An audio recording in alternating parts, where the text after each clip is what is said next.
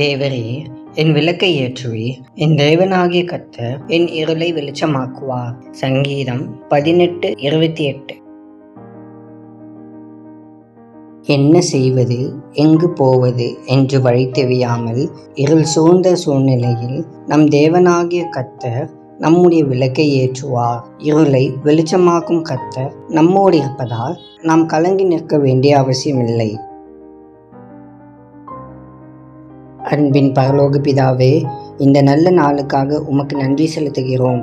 கர்த்தாவே, இந்த மாதத்தின் கடைசி நாளில் உம்முடைய வழி நடத்துதலை நாங்கள் விரும்புகிறோம். ஆண்டவரே, இந்த மாதம் முழுவதும் எங்களை பாதுகாத்து உணவு கொடுத்து எல்லா விதமான தீங்குக்கும் எங்களை விலக்கி காத்ததற்காக உமக்கு நன்றி செலுத்துகிறோம். நீர் எங்களோடு இருந்து எங்களை ஆசீர்வதியும். எங்களுடைய செயல்களை செம்மைப்படுத்தும். இயேசுவின் மூலம் ஜெபிக்கிறோம் பிதாவே. ஆமென்.